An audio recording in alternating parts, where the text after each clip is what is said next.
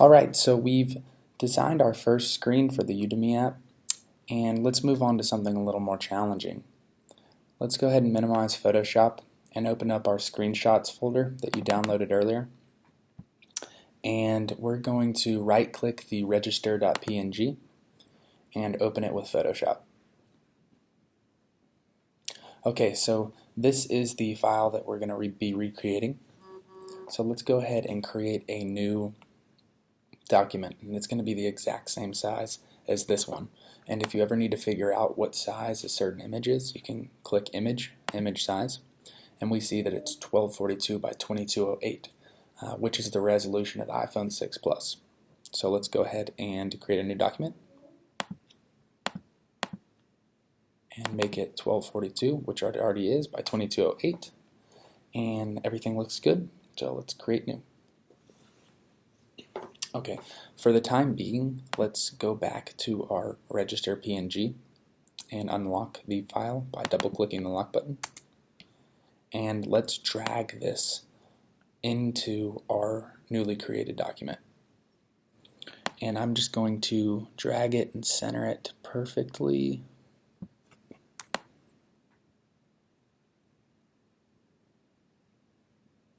Doesn't seem to want to center.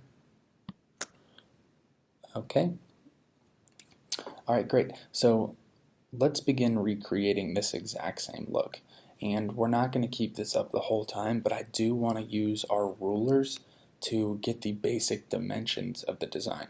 So if you notice up here, you'll see like ruler markings. You can actually click anywhere up here and drag a guide down here or a ruler. And let's drag one just below the green navigation bar.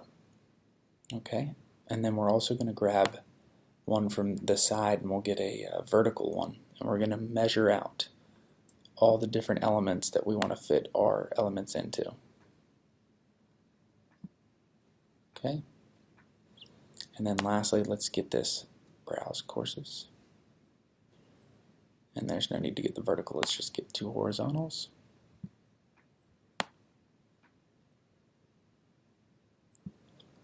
Okay, great.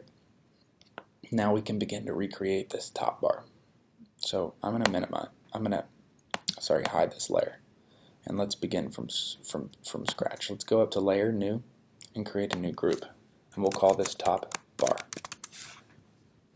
Now within that layer, we're going to create a new layer, and you can hit Control-Shift-N or Command-Shift-N if you're on a Mac, and we're going to call this Background.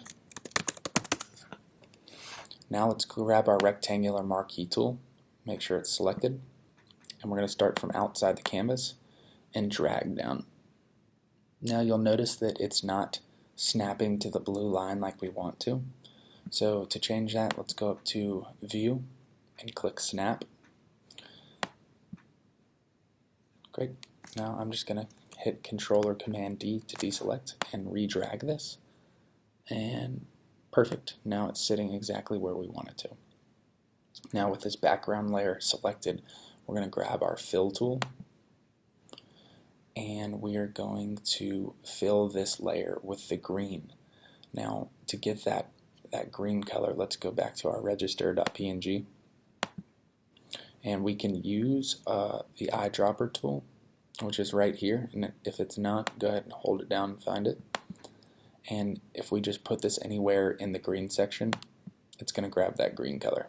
And we can either copy it down here, but it's already on my foreground color. So when I come back here and grab the Fill Paint Bucket tool, I'm going to hold it over the marching ants while the background layer is selected, and we're going to add that green.